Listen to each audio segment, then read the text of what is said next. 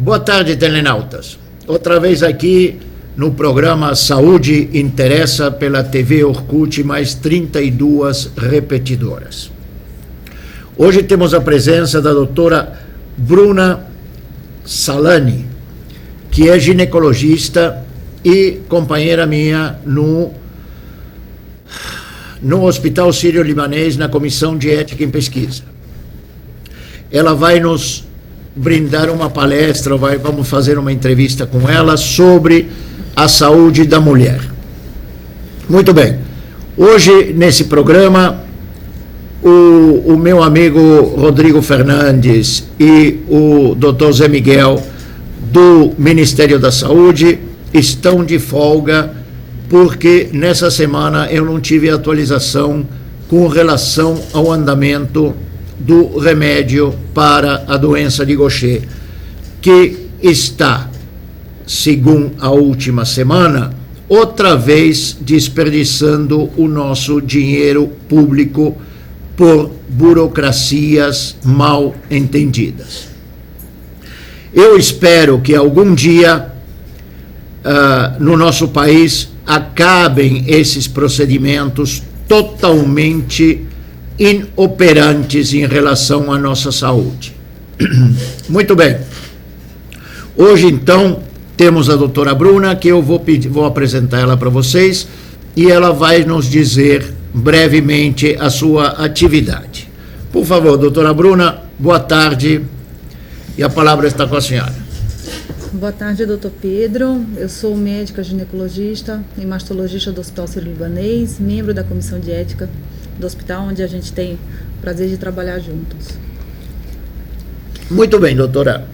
Me fale um pouco sobre as necessidades que a gente vem enfrentando em relação ao tratamento das nossas mulheres aqui no Brasil. A nossa maior dificuldade é com relação ao acesso dessas pacientes à saúde pública, ou ao acompanhamento, que a gente necessita de um acompanhamento de rotina, né? A partir de quando a mulher menstrua, o ideal é que ela seja acompanhada anualmente pelo seu ginecologista, com alguns exames que fazem parte do seu segmento, tá? E esses exames, eles são divididos de acordo com a faixa etária das pacientes. Durante a adolescência, a gente dá ênfase à saúde da mulher, com relação à prevenção de doenças sexualmente transmissíveis, à orientação sobre gravidez precoce. Durante a vida adulta, a gente fala com relação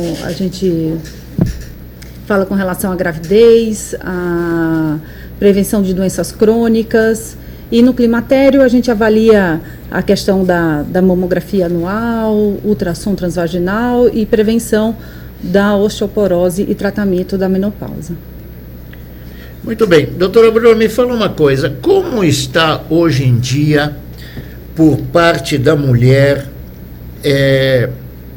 a exigência de uso de camisinhas nos relacionamentos com os parceiros? Elas estão realmente insistindo no uso da camisinha? Elas vão mais na conversa do companheiro, do parceiro? Como está essa situação? Doutor Pedro, isso é um grande problema de saúde pública, na realidade, e que faz parte da orientação ginecológica durante a consulta. Além do uso do anticoncepcional como método de prevenção de gravidez, a gente tem que enfatizar o uso da camisinha por questões principalmente de prevenção de doenças sexualmente transmissíveis. A gente está falando aqui no HPV, na transmissão do HIV, na transmissão da hepatite B e da hepatite C. Certo, mas independente da transmissão das doenças venéreas, as doenças sexualmente transmissíveis, como está o cuidado com relação à gravidez? Porque independente da transmissão das doenças venéreas, a gente tem um problema muito sério com relação à quantidade de grávidas em idade precoce que a gente tem. Ou seja, a gente vê que meninas de 12 anos já estão grávidas, já estão com todos aqueles problemas de manutenção desses filhos. Como a senhora vê esse sistema, essa situação? Na realidade, doutor Pedro, se faz necessário realmente programas de prevenção, de orientação sobre gravidez precoce nessas adolescentes, né? Isso vai desde campanhas em escolas, a orientação no consultório, por isso a importância dessas pacientes passarem pelo menos uma vez por ano nos seus ginecologistas, para que a gente consiga enfatizar o uso de preservativos, o uso de um método contraceptivo eficaz, para que essas pacientes elas consigam prevenir, a gente consiga diminuir o número de gravidez precoce. Certo, mas muitas vezes a gente vê, lógico que não no Hospital Sírio-Libanês ou nos grandes centros médicos que também tem, mas nos pronto-socorros, nos hospitais públicos, o sistema a situação é muito séria. Por quê? Porque essas crianças, que são crianças realmente com 12 anos, não pode se chamar de adolescente, é uma criança, ela não tem preparo nenhum para para manter uma gestação ou para se precaver durante a gestação para um desenlace feliz. Certo? E a gente vê que tem uma série de entraves sociais, religiosos, com relação ao controle da natalidade. Do ponto de vista médico, a área ginecológica, como vê essa situação? Isso é realmente uma questão delicada. A questão socio-religiosa é um ponto importante a ser discutido.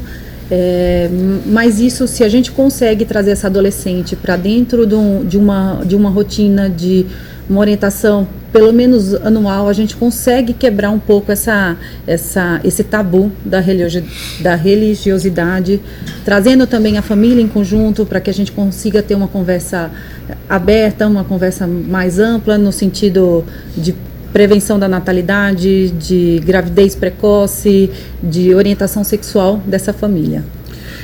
No seu doutorado que a senhora está fazendo na Unifesp, na Escola Paulista de Medicina, tem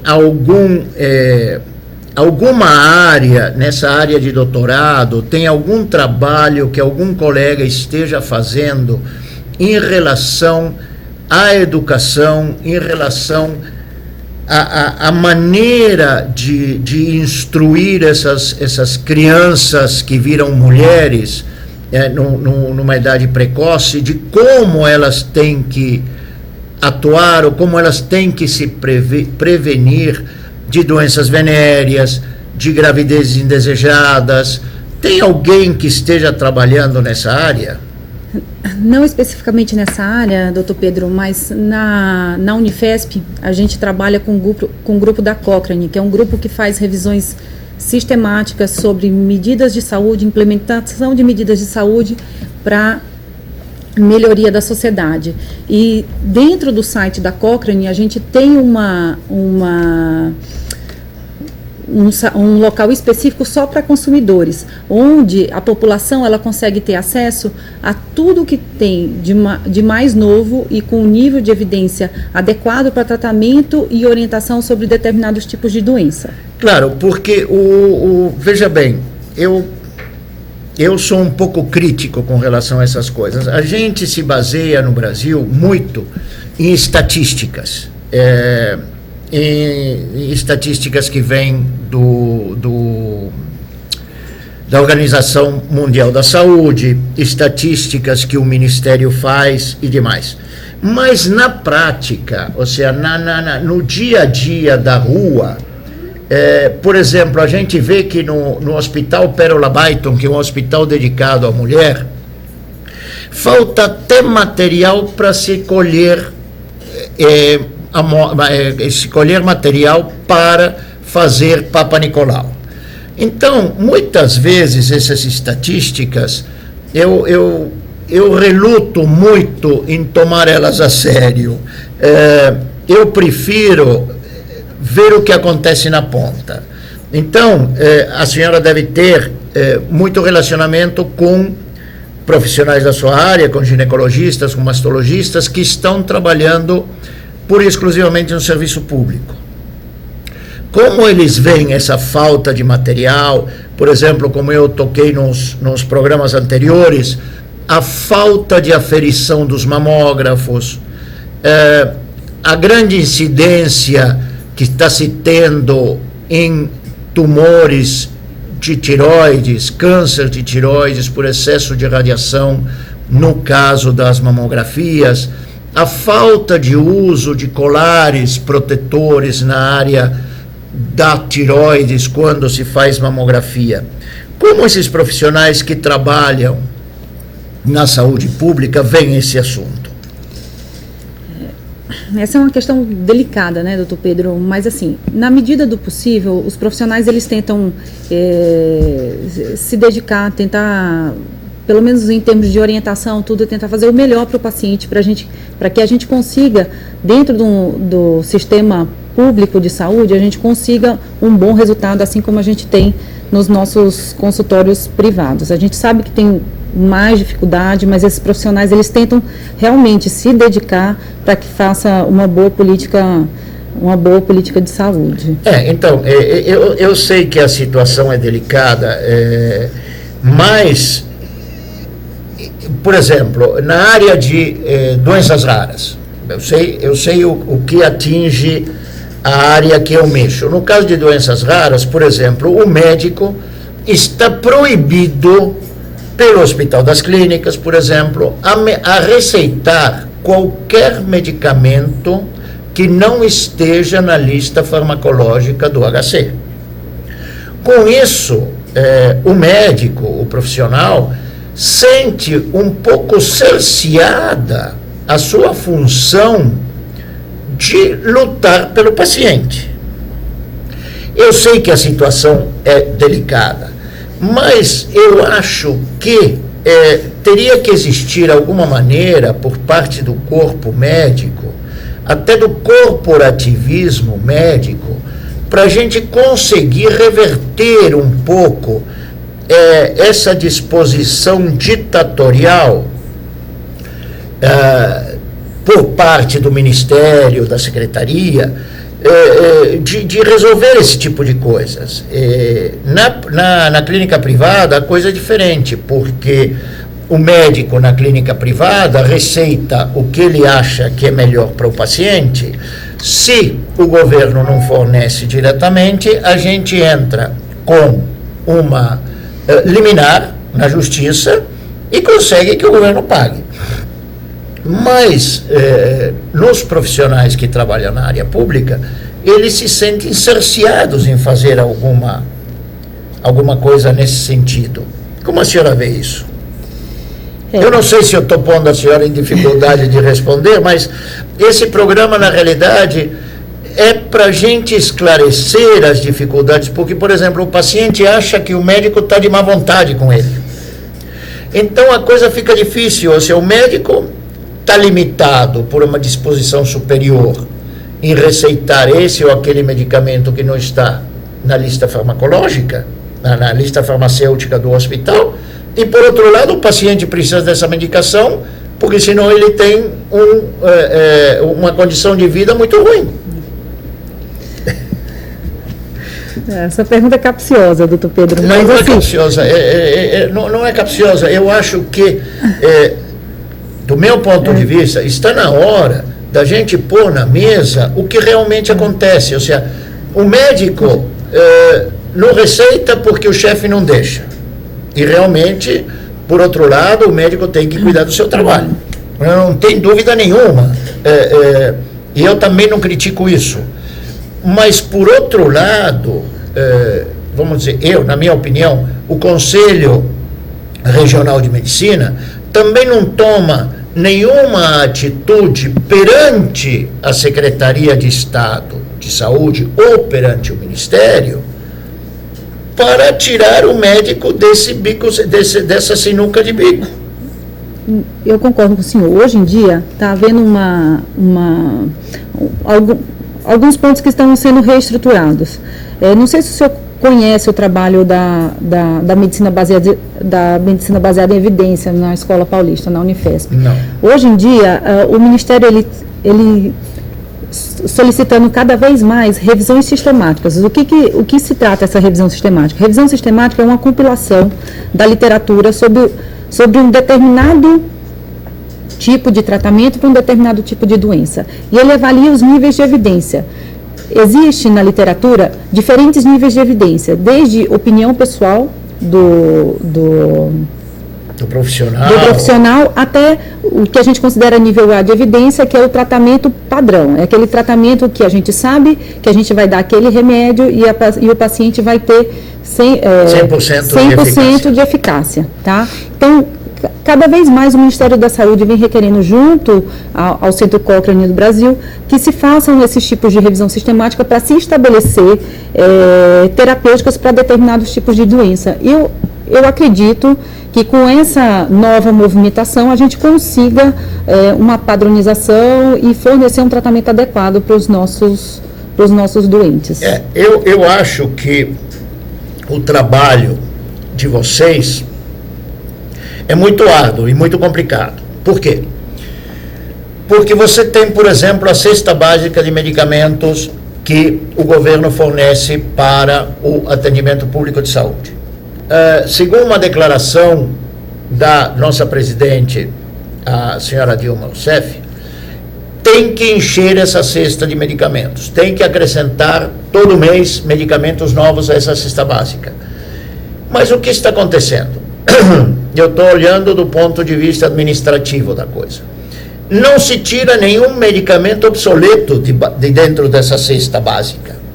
Então, não tirando esses medicamentos, esses medicamentos obsoletos da cesta básica, o que está acontecendo? Ela fica inchada, está se gastando dinheiro em medicação obsoleta que não é usada e está se jogando dinheiro fora.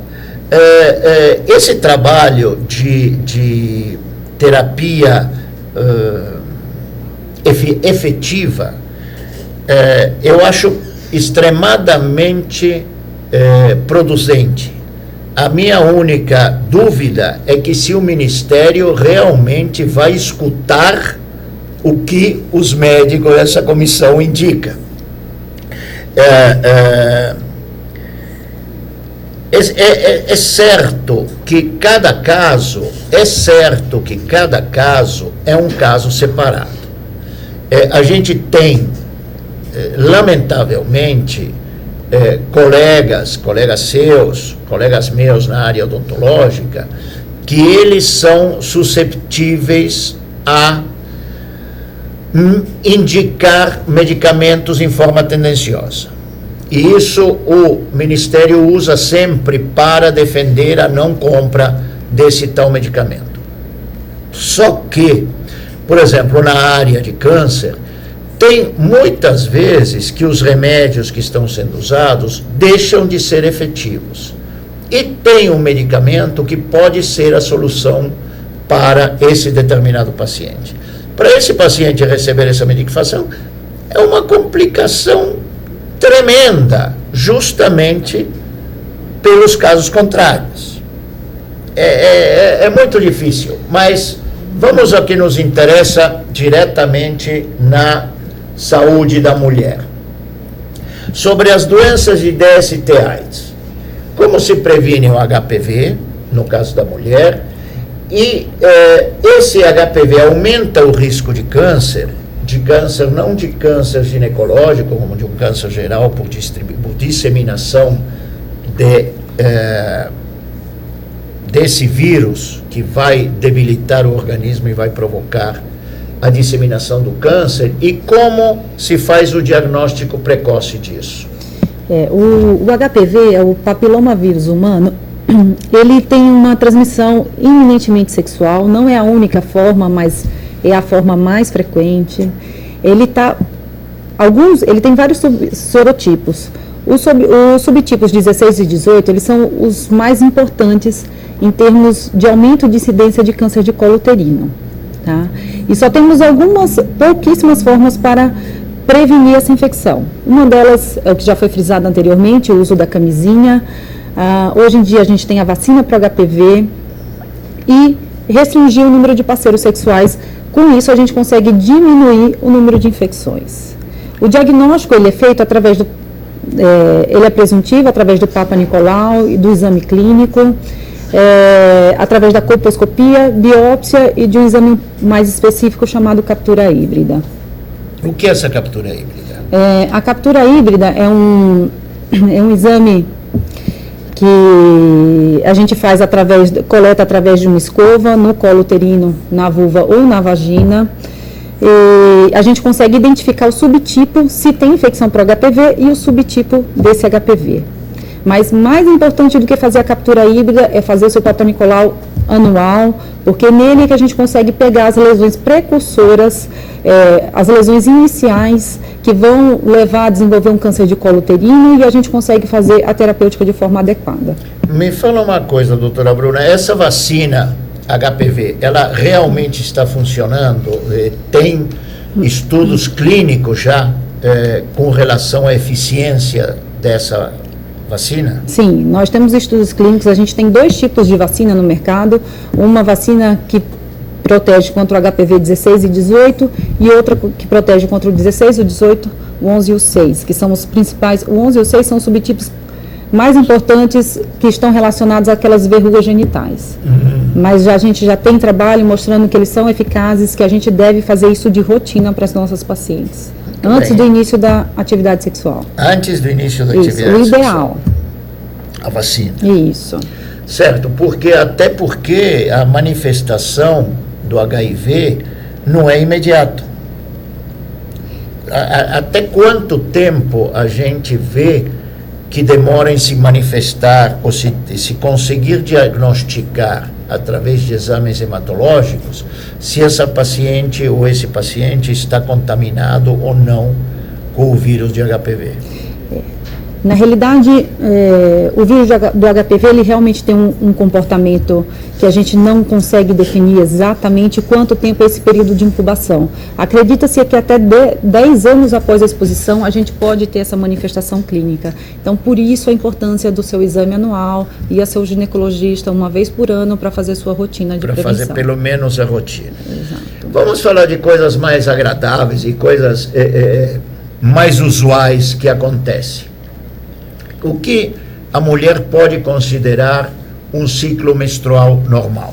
Então, o ciclo menstrual normal, doutor Pedro, a gente considera ciclos menstruais entre 25 a 35 dias, tá? Isso é uma variação individual, tem algumas mulheres que têm um ciclo um pouco mais encurtado, outros que têm um ciclo um pouco mais próximo dos 35 dias, mas dentro dessa variação a gente considera normal. Qualquer coisa acima dos 35 dias ou abaixo dos 25 dias, essa paciente tem que procurar seu ginecologista para fazer uma investigação, um perfil hormonal, avaliar a qualidade de vida dessa paciente, quantidade de atividade física, que isso está estreitamente relacionado ao bom funcionamento do ciclo menstrual. Do ciclo menstrual. E, inclusive, isso influi muito no balanço hormonal da mulher. Sim, sim. Onde temos aquela tensão pré-menstrual, escapou o nome agora, a TPM? A TPM, a tensão pré-menstrual, que é um desequilíbrio hormonal, certo? Na realidade, a tensão pré-menstrual é uma síndrome que ela é caracterizada por vários sinais e sintomas no período pré-menstruação, né? Esses sinais e sintomas eles podem ser físicos, desde retenção, mastalgia, que é a dor na mama, a sensação de nodulação palpável nessa mama, a sintomas psíquicos como irritabilidade,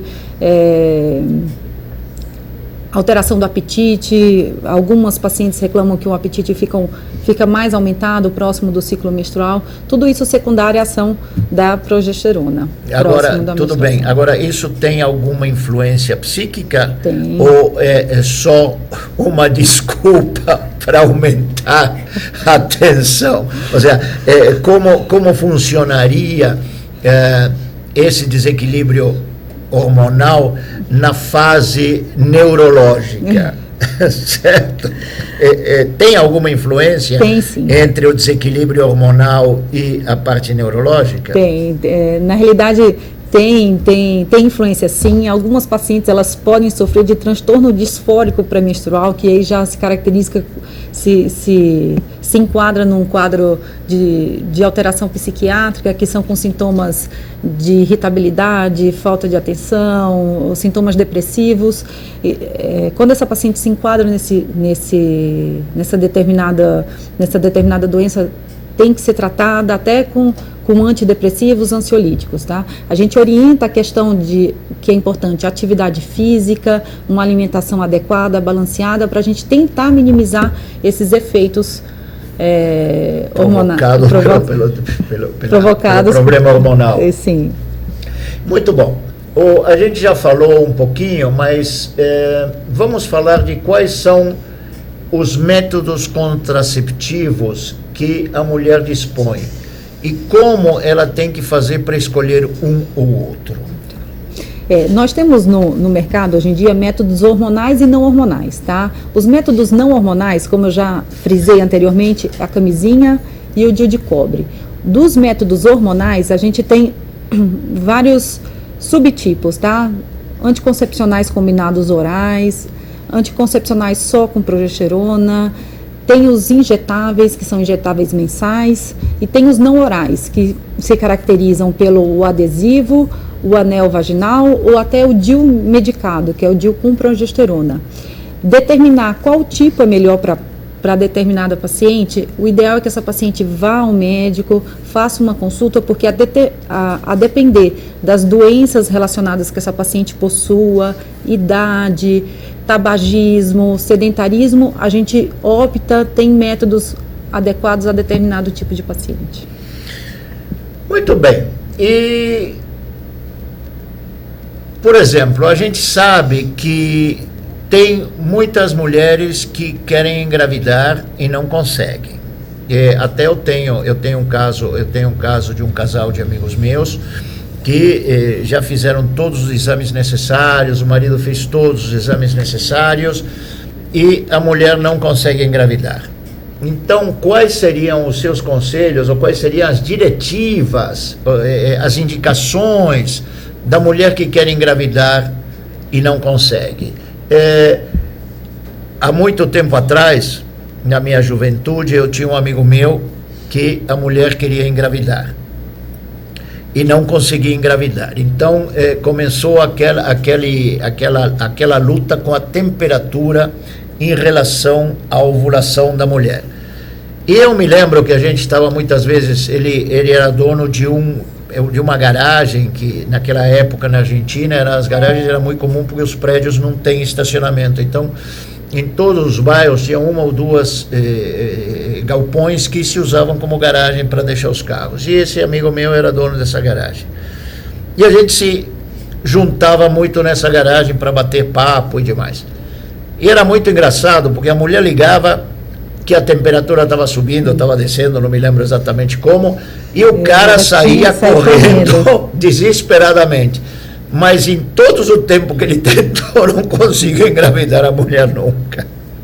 O que a senhora tem nos a dizer ao respeito? Então, na realidade, essa questão de infertilidade do casal, isso é uma questão delicada, né? Assim, o diagnóstico de infertilidade a gente dá após 1 ano de tentativas regulares para gravidez sem sucesso, tá? E quando a gente fala de tentativas regulares, é o quê? O paciente tem que prestar um pouquinho de atenção ao período fértil, não precisa transformar a vida no relógio, aferindo temperatura oral todos os dias, mas tendo ideia da noção do período menstrual, junto com o ginecologista dela, avaliarem qual é o período fértil. Essa paciente deve ter relações sexuais regulares nesse período e aguardar 1 ano para que isso...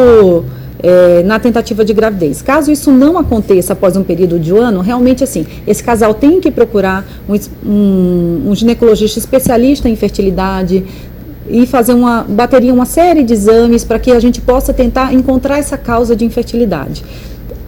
Achando a causa, fazer o tratamento adequado para essa causa. Às vezes isso não é possível e aí se faz mão de alguma técnica de fertilização para que esse casal consiga engravidar. Fertilização in vitro. Mas a senhora que acha, muitas vezes o afã da mulher de engravidar e ela fazer sexo com o fim de engravidar não atrapalha um pouco em ficar grávida? Ou seja, ir para a cama com firme propósito de ficar grávida? Isso pode levar a uma certa dificuldade, até porque, não sei se o senhor sabe, mas a chance de um casal engravidar numa relação sexual habitual, no período fértil, é em torno de 20%. Então, assim, não é ter relação e ficar grávida, isso não é uma condição que é 100%, não. E, realmente, pacientes que são mais ansiosas, que são mais tensas, podem ter um pouco mais de dificuldade para engravidar. Tanto é que a gente tem histórias de pacientes que têm dificuldade para engravidar, fazem algum método de fertilização, engravidam e depois, quando não estão nem mais pensando em ficar grávida, engravidam espontaneamente. Então, eu acho que isso que mais apoia o fato de que eu estou indo para a cama para engravidar. Que acontece muito.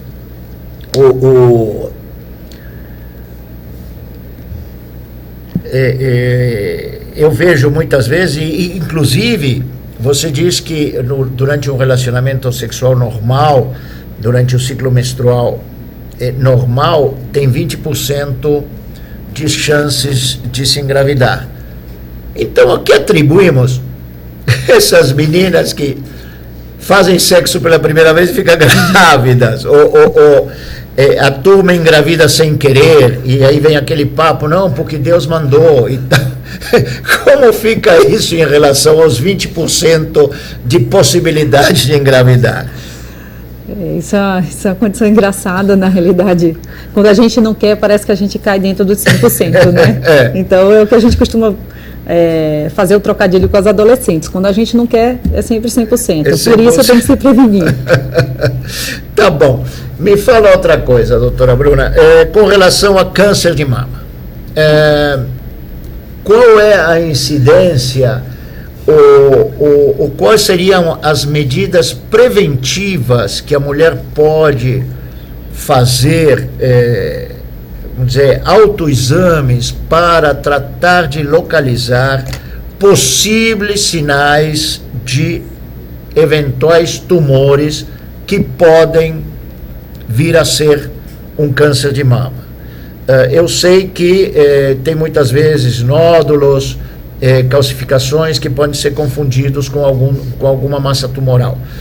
Mas qual seria o melhor trabalho da mulher fazer para se autoprevenir ou pseudo-diagnosticar um câncer de mama? Na realidade, quando a gente fala em câncer de mama, doutor Pedro, na realidade a gente fala em prevenção primária. O que é que significa prevenção primária, né? Prevenção primária seria o diagnóstico precoce. E como é que essa paciente pode fazer para a gente conseguir um diagnóstico precoce? A gente tem bem estabelecido, tá? Mamografias anuais a partir dos 40 anos de idade, tá? Na tentativa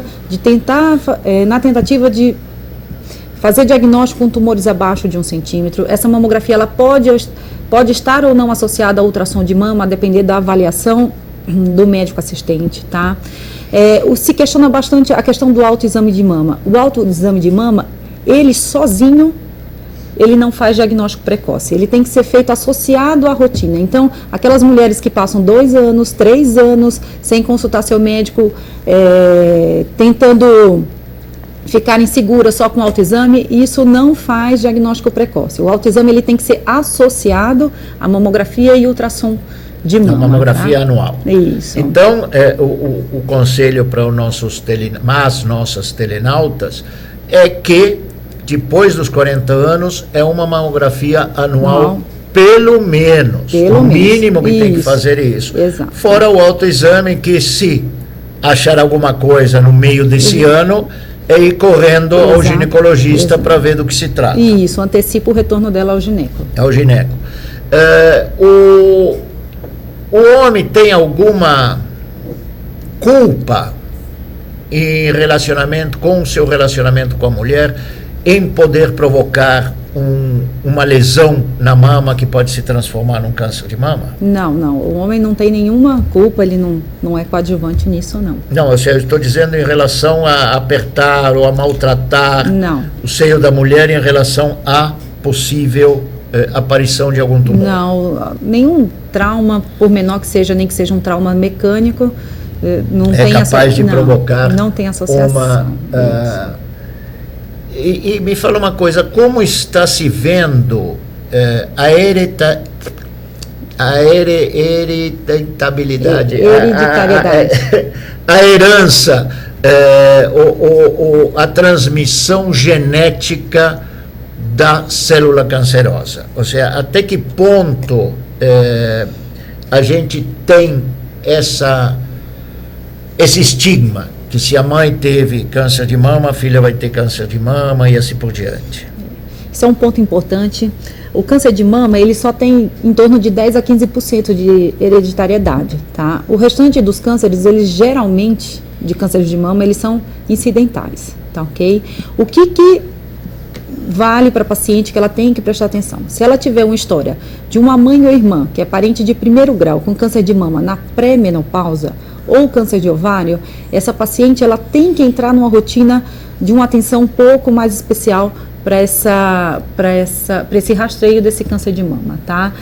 O ideal, se essa paciente tiver história familiar, mãe ou irmã, frisando sempre, ela na pré-menopausa, ela deve começar esse rastreamento dela 10 anos mais cedo do que o diagnóstico do que quem teve câncer na família. Por exemplo, se a mãe dela teve câncer com 45 anos, ela não vai deixar para começar essa rotina dela aos 40 anos. Sim, aos 40 anos. Ela vai começar aos 35. Aos 35. Ok?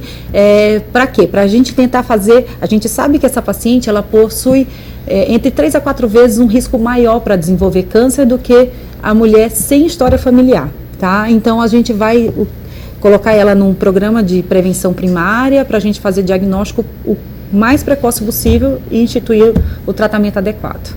Certo. Então, na realidade,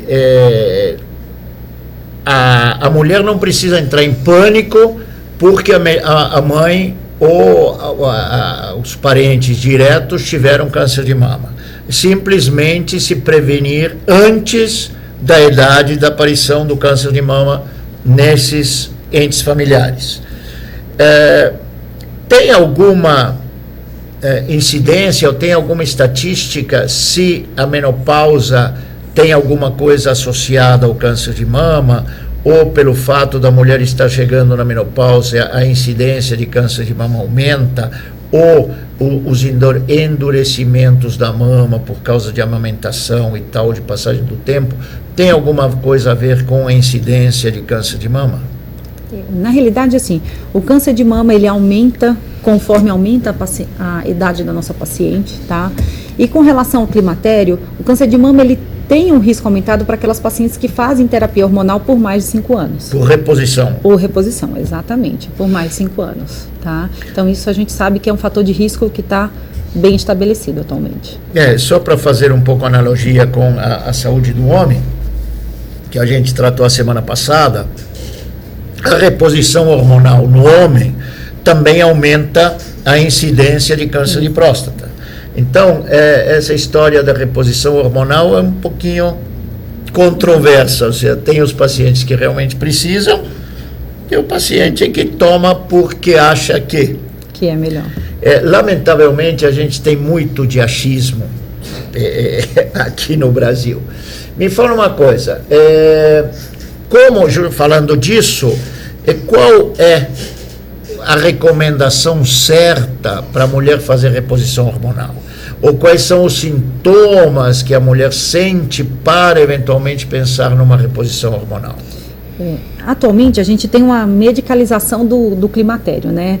A gente vê, a mulher entra na menopausa, ela já quer a reposição hormonal, mas não necessariamente todas as mulheres vão precisar da reposição hormonal. O que norteia o médico, o que conduz o médico para fazer o tratamento através da reposição é queixa clínica.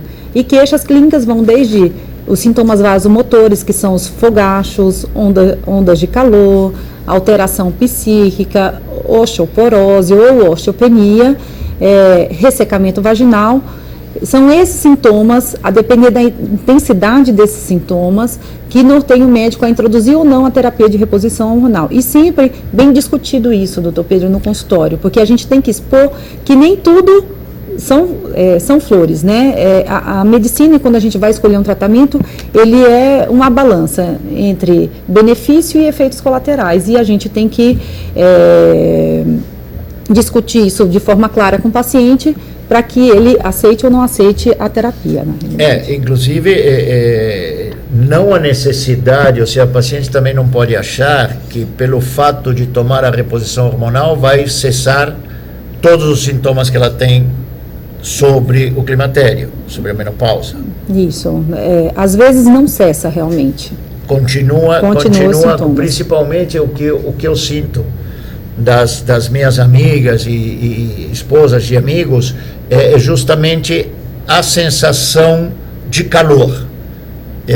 A mulher tem calores assim absurdos, praticamente durante o tempo todo.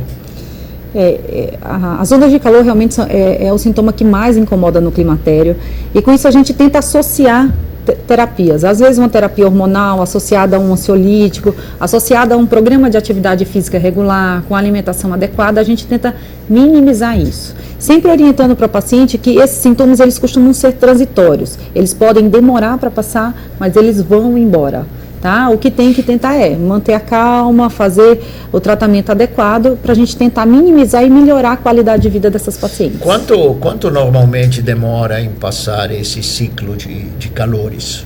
Geralmente depende da paciente, tá? Mas tem paciente que vai uma média aí entre 1 a 3 anos de sintomas. 1 a 3 anos? Isso. Realmente, coitado dos maridos, o negócio é sério. Mas, enfim, o exercício físico, aliás, que tipos de exercícios físicos a senhora recomenda para as mulheres que estão nesse ciclo, nessa fase de menopausa? Tem alguns exercícios físicos específicos que possam ajudar a diminuir essa sintomatologia? Tem sim, doutor Pedro. Na realidade, assim, quando a gente fala em climatério, a gente tem que dar uma atenção especial à saúde óssea das nossas mulheres, tá? E saúde óssea a gente vai desde, friso novamente, alimentação adequada a um programa de atividade física. O que é importante? A gente fazer um programa de atividade física combinado com exercícios aeróbicos que vão melhorar o condicionamento cardiovascular das nossas mulheres, associado a um exercício de carga, tipo musculação. Tá? Por quê? Porque a musculação é das atividades físicas que mais aumenta o depósito de cálcio no osso. Então, é necessário que essa paciente ela faça um programa de atividade física combinada para que ela consiga ter um envelhecimento saudável. Certo, doutora. Estamos chegando ao final do nosso programa. Eu gostaria de que a senhora fizesse as considerações finais em relação ao que as mulheres devem fazer para melhorar a sua saúde em linhas gerais. Ou seja, para preservar a sua saúde em linhas gerais. Então, o ideal é que toda mulher, né, eu gostaria que ficasse desse programa, que toda mulher, ela realmente precisa de uma consulta anual com seu ginecologista, para que ele consiga estabelecer, instituir um programa de prevenção primária a doenças crônicas, a doenças ginecológicas, a doenças sexualmente transmissíveis, a prevenção do câncer de mama, tá? E que ela consiga com essa rotina, com esse programa instituído pelo ginecologista dela, ter uma qualidade de vida boa, uma vida saudável. Muito bem, e só uma pergunta, uma curiosidade minha, como está hoje em dia essa história que a mulher engravidar por primeira vez depois dos 40 anos, ela cria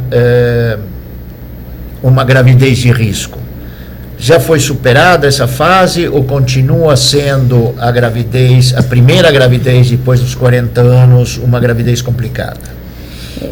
Na realidade, isso hoje em dia é um problema de saúde pública, né? Porque cada dia que passa as mulheres elas postergam mais a primeira gravidez, e realmente, assim, se tem uma coisa que a natureza ela não foi ela não foi tranquila, foi com a questão da idade da primeira gravidez, tá? Por mais que essa paciente ela tenha um estilo de vida saudável, ela não tenha doenças associadas, uma gravidez após os 40 anos a gente aumenta o risco de doenças, de malformações congênitas, aumenta o risco de hipertensão, aumenta o risco de diabetes. Quando isso acontece, quando a mulher posterga a sua gravidez para que ela corra após os 40 anos, essa mulher tem que ser acompanhada bem de perto, num programa de pré-natal com profissionais de saúde que estejam acostumados a lidar com esse tipo de paciente. Para quê? Frisar novamente, sempre diagnóstico precoce. Por quê? Quando a gente faz diagnóstico precoce, a gente consegue instituir a terapêutica adequada e essa mulher consegue levar essa gestação até o final de forma mais tranquila. Quais são os riscos? Os riscos são maiores para a mãe ou para o filho? Por exemplo, o risco de diabetes, que a senhora mencionou, é mais para a mãe ou ela pode transmitir isso para o filho? Porque, por exemplo, para os diagnósticos, eu sei que tem estudos da velocidade coriônica que dá se fazer para ver se a criança, se o feto está sofrendo alguma malformação.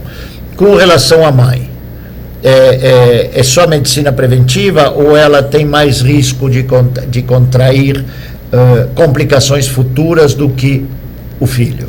Sim, ela tem mais riscos de contrair complicações futuras, sim. Após os 40 anos, a gente tem um risco aumentado, uma taxa de incidência aumentada de diabetes gestacional, de pré-eclâmpsia, que é a hipertensão na gestação, tá? Assim, a questão do diagnóstico precoce é se instituir terapêutica adequada. Por quê? Porque se a paciente não faz um acompanhamento pré-natal adequado e ela desenvolve um diabetes gestacional, ela desenvolve uma hipertensão, se isso não for diagnosticado e não for tratado, a gente tem repercussões para o feto também, podendo até essa gestação evoluir para um óbito fetal dentro do útero. Por isso a importância do pré-natal. Do pré-natal. Falando de pré-natal, eu sei que na saúde pública está muito difícil o médico convencer a mulher a fazer pré-natal. Na minha experiência, a gente tem uma associação na região de Alphaville e para a gente conseguir que as mulheres da comunidade fizessem pré-natal, tivemos que dar enxoval para as crianças. Ou seja, se a gente não dava o enxoval para a criança, a mulher não vinha fazer o pré-natal. Como a senhora vê essa falta de informação ou falta de educação com relação ao pré-natal que a mulher tem?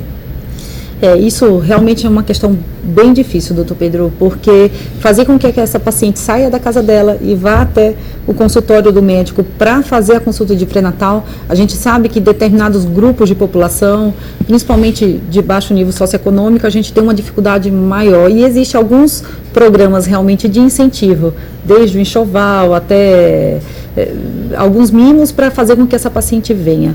Eu acho, de uma forma geral, tem que começar desde a escola com essa paciente na adolescência, programas de educação para a gente falar da importância disso e tentar minimizar as nossas complicações.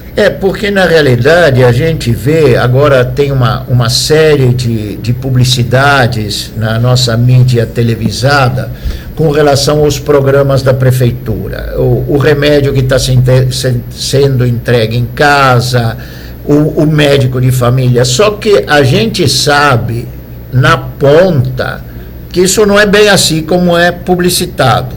E com relação às campanhas de pré-natal, não tem grande coisa.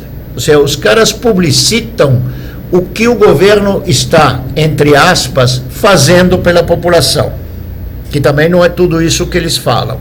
Mas os programas eficientes como uma facilitação do exame pré-natal, eles não fazem.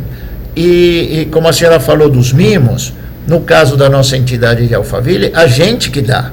Não é o governo que incentiva, de alguma maneira, a mulher fazer o pré-natal. Certo? Eu não sei a experiência que a senhora tem ao respeito, mas eu acho que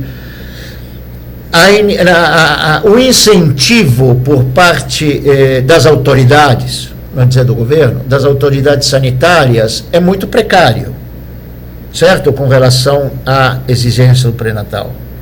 ou não? Eu concordo, eu concordo com o senhor. Na realidade, assim, o Ministério da Saúde ele tem programas realmente, mas por conta do território extenso, por conta da dificuldade realmente, porque as pacientes elas demoram para conseguir uma consulta e tudo, isso é um empecilho. Mas assim, a gente não pode desistir, a gente tem que continuar lógico, incentivando. A gente está aqui justamente por isso, a gente trata de incentivar. E eu não vou nem aos lugares recônditos do nosso Brasil. O nosso Brasil é um país continental, nem falo da gente que mora na Amazônia, dos índios, que, bom, coitado, esses não tem nada.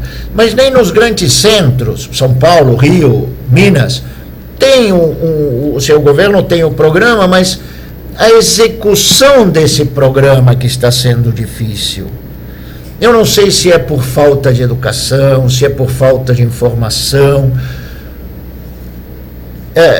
Eu acho que os incentivos deveriam ser feitos pela mídia televisiva, em uma parte, mas muito pelo rádio. Ou seja, a gente tem nos nossos quase 200 milhões de habitantes, tem uma grande parte que escuta muito mais rádio do que vê televisão. Então eu acho que essas campanhas teriam que se veiculizar através do rádio. E nem te diria que nem jornal, porque na minha experiência não todo mundo lê jornal. Ou seja, a leitura de jornal é muito pouca. Então, as divulgações, as campanhas teriam que ser feitas pelo rádio. Não sei, no rádio o cara escuta no ônibus, o cara escuta no carro, as senhoras escutam em casa quando fazem as tarefas domésticas e não miram televisão, as funcionárias que trabalham em casas particulares escutam rádio. Então eu acho que a gente teria que tratar de incentivar que essas campanhas de saúde sejam feitas pela rádio. Porque eu não escuto muito na rádio fazer propaganda sobre campanha de saúde. A senhora escuta? Não escuto, também não, mas concordo com o senhor. A gente tem que, na realidade, ampliar as medidas para que a população tenha acesso a toda informação. A toda a informação e da maneira mais clara possível. Porque realmente a gente tem dificuldade em ensinar o nosso povo. Muito bem, Mauro, eu acho que estamos em cima da hora. Então, eu queria agradecer a doutora Bruna Salani. Ela é ginecologista, ela é mastologista. Meu português com o espanhol se confunde. Mastologista, ela está fazendo doutorado na Unifesp, que é na Universidade Federal de São Paulo. E eu agradeço muito a presença da doutora. Eu espero que ela tenha esclarecido para as nossas telenautas muitas dúvidas com relação aos problemas que a mulher enfrenta. Sua despedida para a nossa teleaudiência, não, para os nossos internautas. Ou o recado que quiser dar. Bom, só agradecer ao doutor Pedro pelo espaço, para a gente poder falar um pouco sobre saúde da mulher, e espero que tenha podido ser clara e ter ajudado aí nas orientações. Muito obrigada. Muito bem, telenautas, muito obrigado por audiência de vocês. Estamos à disposição através dos nossos e-mails para perguntas que a gente vai receber, principalmente por saudeinteressa@bol.com.br, que a gente vai passar para a doutora Bruna e ela muito gentilmente vai responder para vocês. Uma muito boa tarde e até terça-feira que vem.